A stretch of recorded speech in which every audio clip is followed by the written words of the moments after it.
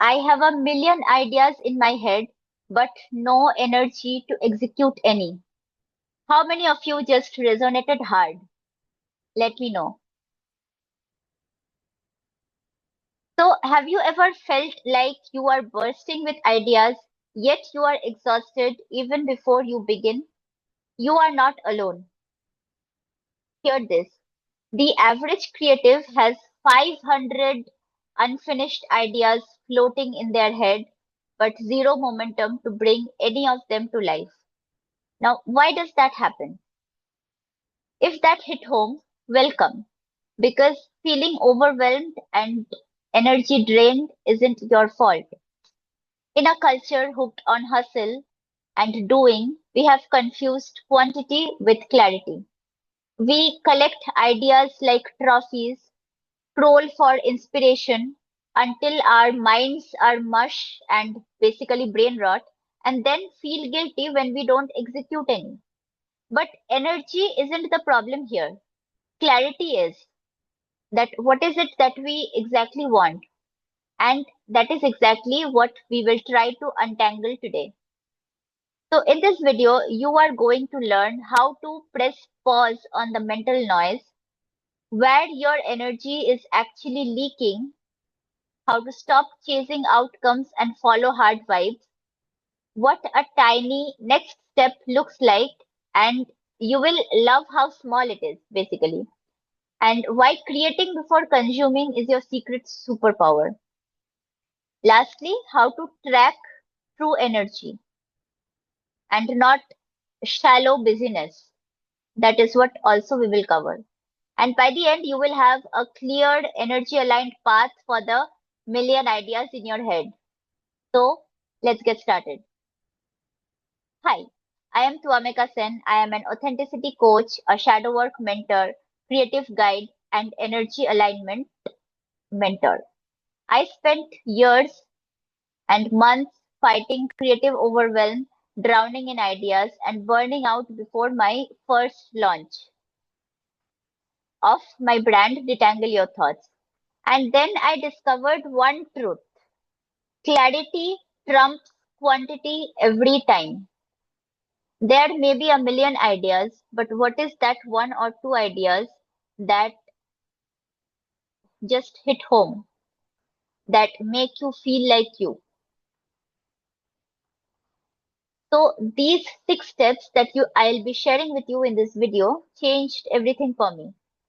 And today they can change things for you too. So let's take a look at the 6 steps.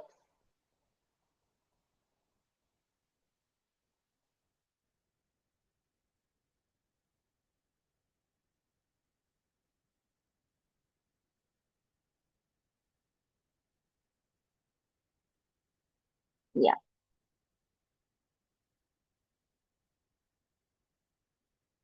So like I said, the first step would be to pause the idea machine. Just stop the input and then name what is draining you. The second step, where your energy is leaking, basically. So why are you not able to execute the million ideas in your head? Why don't you have the energy? Identify that. Prioritize the feeling of, executing the energy, not the outcome. Pick one tiny next step. Like maybe if you want to start a podcast, just decide the name of the podcast. That itself will make you feel great. And then the next step will come to you automatically. Isn't that amazing? And create before you consume. Instead of blindly consuming or asking ChatGPT for ideas, try to create something from your core. Just speak into the camera or just write something. See what is coming up for you. What creation looks like for you. That you have to decide. And track your energy, not just tasks. Track what truly energizes you, is what I mean. Now that I have given you just a sneak peek into the 6 steps, Let us take each step and elaborate on it. Shall we? Okay.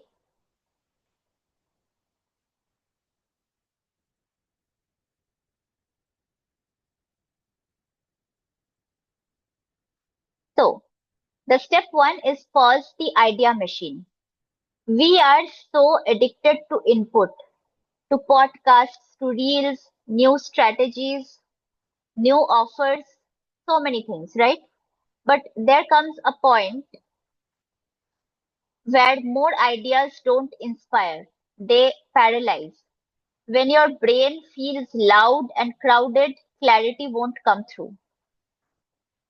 So just pause, close your tabs, go for a walk without your phone, let silence do what that noise never could. Bring focus because inspiration without direction is just noise. Let that sink in. Now, the second step. You have to name what is draining you. Put a name to that activity or that person or that situation. This is where shadow work enters. Ask yourself why am I really not starting? You have the ideas, right? So why are you not starting? Is it a fear of failing, the pressure to be perfect, not wanting to disappoint someone? What is it? What is it for you? Often, it is not the idea that is heavy. It is the unspoken emotion behind it. When you name the fear, the guilt, the resistance, whatever it is for you, it starts to shrink. It basically starts to disappear the moment you face your fears. And then you can begin to move without dragging your shadows behind you or without your shadows like playing the show from behind the curtain. Okay. So what is the third step now? You have paused the idea machine. You have focused and you have named what is draining you. Next, we need to prioritize the feeling, not the outcome. Not every idea is meant to scale. Some are meant to free you. So stop chasing the one that will get the most likes or the most revenues. Instead, ask which idea feels most alive right now and most true to you. Choose the one that feels exciting, expansive, and even a little rebellious. So there is no fun if you don't have an enemy, right? So choose an idea like that. That is your soul's breadcrumb trail. Your soul just got something to cling on to when you choose that one idea. And it is worth following, even if it does not make sense yet to you or to others around you. Just follow it. Step four, pick one tiny next step, just one tiny step. When does overwhelm kick in? When we look at the entire journey or when we try to visualize the final outcome. Basically, when we look at the whole staircase. So you don't need to do that right now. So what is that single step you can take? Not launch a podcast. That is like a whole staircase. Just open a note and write a title. Like I said, it is as tiny as this. And when you are done with one tiny step, the next tiny step will come to you and it will keep compounding. And you will be amazed that you are creating something so beautiful in no time. Another example, not build a website. You may be thinking of building a website. Just buy the domain or research which domains are good. This could be the tiny step, the first tiny step. So your brain needs quick wins. You have to understand that. And when you lower the bar for entry and keep it low for some time and be consistent over that period of time, your momentum builds automatically and you begin to feel like a winner. Doesn't that sound amazing? Let me know in the comments. Now you have taken that first step. Next, what? You got to create, right? You got to create something before you consume. So here's a rule that changed my life. No social media or scrolling before I have created something every day.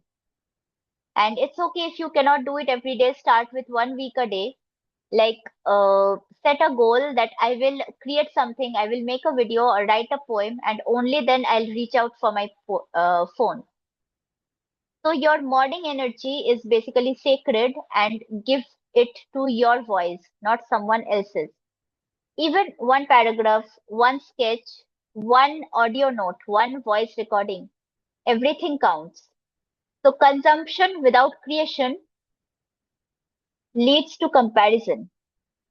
Creation before consumption leads to confidence. When you're constantly consuming, you things like this go running in your mind, like I have to create better than this, or I have to create as good as this person. But you really don't have to. You have to create from your own truth, and everybody's truth is different. So create before you consume. And then what you have created, you can make that better by limited consumption. I hope that makes sense. Now track your energy, not just tasks. What if your to-do list was based on your energy instead of urgency? Wow, amazing, right? Start noticing what types of work drain you and try to eliminate them. Also think about what lights you up. You might find that writing gives you energy while video editing depletes it, or vice versa. Just track that for a week. You don't have to change it right away. Your energy patterns are trying to tell you what your soul is aligned with. Okay? So, really listen to your soul for this 1 week and honor that data more than your calendar or your to do list. I hope that resonated. I hope that made sense. So, to wrap up and recap, what did we just cover? Pause mental noise, name your energy leaks, follow joy, not just logic. Take one tiny step, create before you consume, and tune into your inner energy. Together, these aren't just steps. They are a practice of honoring your creative rhythm and reclaiming your ideas. So if this hit a nerve, you are not alone. You are not stuck. Join my free masterclass, Unmask Your Passion, Ditch the 9 to 5 Loop, this Friday, July 11th at 7:30 p.m. IST. I conduct it every Friday, so see what works for you. I would be really happy to see you this Friday. We dive deeper into shadow work, creative alignment, and turning overwhelm into soulful momentum. So register now via the link in the description. You deserve to bring these ideas to the table because people need your unique ideas. So get ready to bring your ideas to life. You don't just need another idea. You just need to uncage one, free one, start executing one. And if this video spoke to you in some way, like it, share in the comments which step you are committing to. Share it with somebody who needs clarity. Subscribe for more aligned, creative, and shadow work tools.